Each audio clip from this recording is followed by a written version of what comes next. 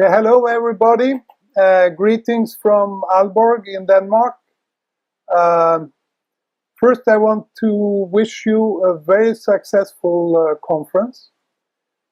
Second, I would like to thank those who made a major effort to organize it, not least Anna and Becky and their colleagues at ACTS.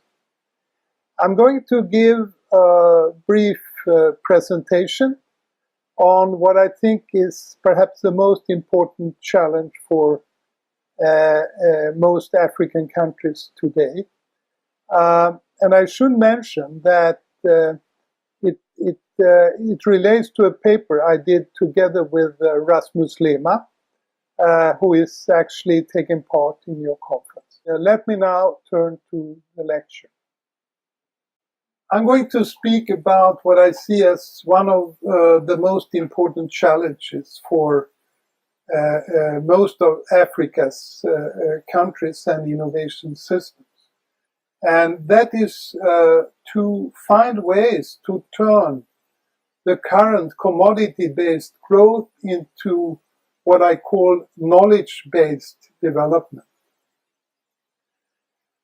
I'm going to start by saying a few words about what we know and what we do not know about growth and structural change, and what we know and what we do not know about innovation in Africa. I'm going to go on and point out that on the basis of what we know, there are two different interpretations, and they are related to two different types of prescriptions or recommendations for policy. I will also show that there is a similar difference between old and new perspectives in the research community on innovation and development. I will go on to point to what I call a third road, both for research and policy. And finally, I will say a few words with some ideas for how to manage the openness of national innovation systems and promote learning economies in Africa. There are a number of reports on what has happened with economic growth and structural change in Africa since around 2000. And they tend to agree that, number one, there has been quite strong economic growth, around 5-6% on average. And even after the crisis 2008, the growth went up quite strongly. But this growth has not been translated into economic diversification. It has not translated into job creation, and in a very limited way, it has contributed to reduce poverty in Africa.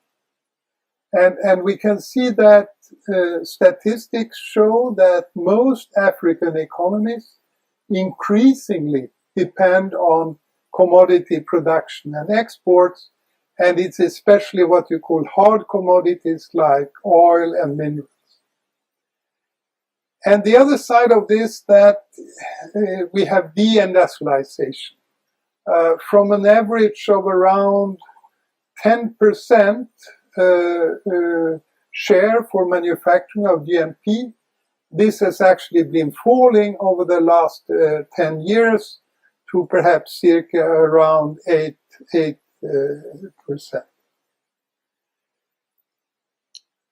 And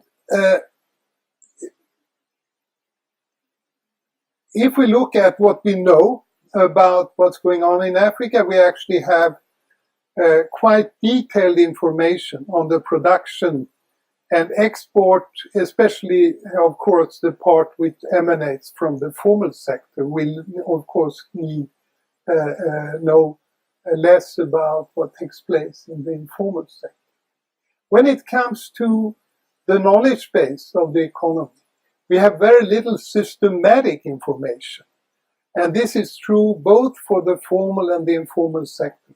If you want to get an idea what we know, you can look at the report from 2014 which was supported by SIDA Sweden and by NEPAD, where they gathered standard indicators of SDI, like the share of R&D of GMP, patents, etc. You can also look at different data sets from UNESCO, but you will find that also those are rather incomplete. There are overviews of policy interventions regarding SDI policy, and this gives some idea of the intentions of governments in this field of policy. Finally, there are those competitive reports which are based very often on perceptions by business community people, and they are therefore sometimes somewhat biased. They will reflect business-friendly governments will normally get higher grades than those who are less, who are more active in terms of regulation. In the absence of these systematic data, we have to depend on case studies, sectoral studies regarding issues like upgrading, learning, and innovation. And case studies are, of course, extremely valuable. They give rich information, and they can take the specific context into account. But if they are not confronted with systematic data, it is somewhat difficult to assess their relevance and validity. There's a risk of biased selection of cases so that they support a specific theory or a specific ideology. And in a highly contested field such as development theory, this is highly problematic. And of course, one reason why this is problematic is that knowledge and learning is at the very core of development. You can actually say that development is a learning process, and learning is a prerequisite for development. You can also say that structural change is a process where individuals and organizations learn to do new things and learn to use new methods. And therefore, to establish institutions and organizational forms that support learning is really a key for any development strategy. But we know too little about how knowledge creation and learning shapes structural change in Africa. We have no or inadequate indicators. Even if we got these standard indicators of R&D expenditure, they might not be the most relevant. We would need indicators that are closer to practical capabilities. And this is true everywhere, but it's especially true for Africa. If we look at the world of policy expertise, we can contrast two different types of institutions. The IMF, the International Monetary Fund, and the World Bank, they have a set of recommendations which are kind of standard. They recommend free trade, no barriers for imports, etc., full respect for property rights, openness to foreign direct investment, unregulated financial flows. They recommend to make life as easy as possible for private sector enterprises, and they go quite strongly against sector-specific industrial innovation and trade policy.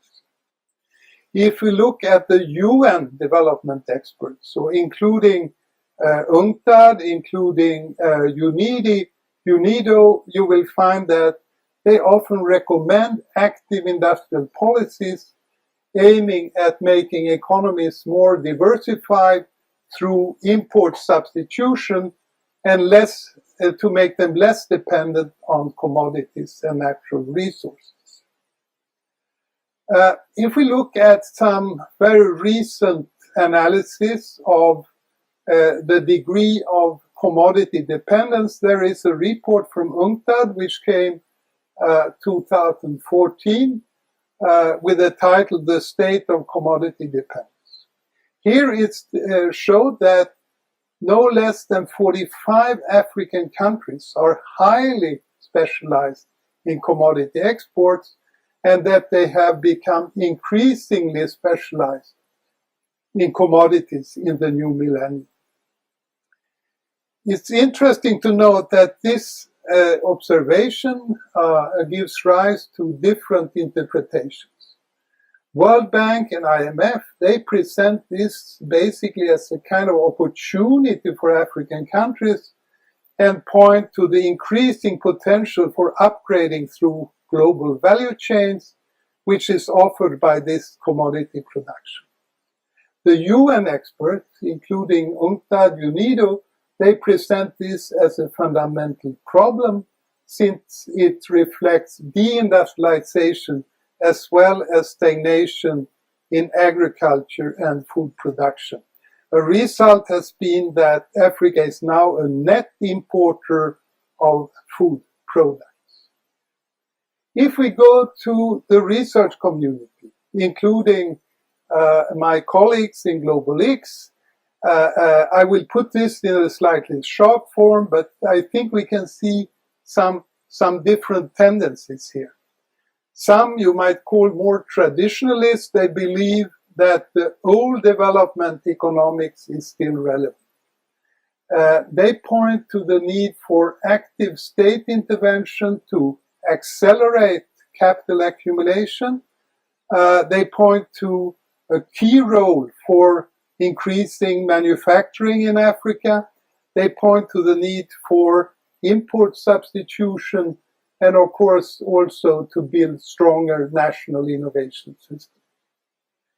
Some, what I call more modernists, argue that the situation has changed. There are new technologies, new patterns in the international division of labor that opens up or perhaps even requires new development strategies. They would argue that manufacturing might not be so fundamental for African development. They might argue as well that the focus should be on building competence on the basis of natural resources.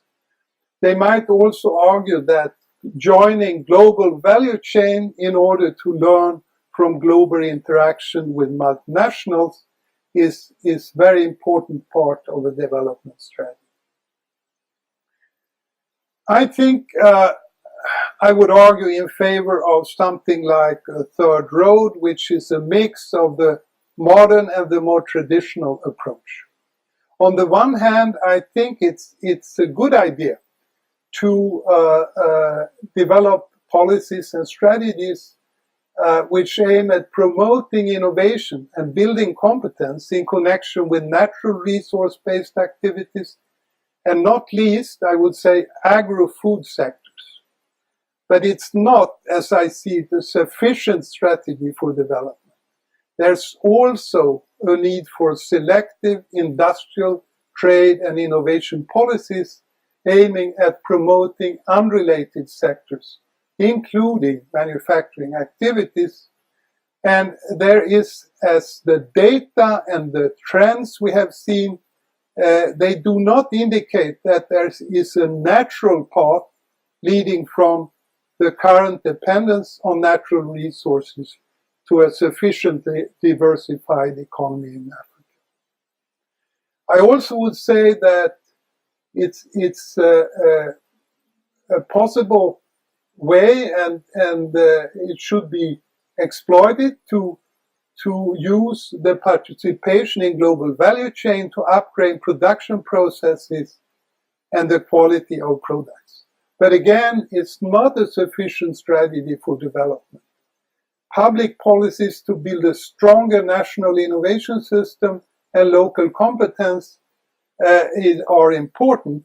And finally, as has been illustrated by Con Lee and others, if you look at Korea and Taiwan, the most successful catching up countries, they have actually been ready to break the chains from the very beginning. So a kind of passive just joining the chains without preparing to breaking the chains might not be the right way to go ahead. Finally, I think there are certain elements which should be part of any successful effort to build a learning economy. The first one is non-discrimination. Jan Fagerberg has shown that some of the countries which have been most successful in catching up, they have had a very high degree of tolerance and openness what regards different gender, different youth, and different ethnic minorities. Second, for Africa, I think there is a need for a stronger focus upon technical training, engineering, and design. It needs to complement the traditional university system with emphasis on natural science and social science. It's obvious that there is a need to try to build stronger national innovation systems that support agriculture as well as new manufacturing sectors. When it comes to the openness of the system, I think it's important to realize on the one hand that most national innovation systems are becoming more open and they need to consciously manage the openness. They need to open up in such a way that they strengthen rather than weaken the national innovation system. And this implies that you need an industrial trade and innovation policy to promote industries with a high learning potential.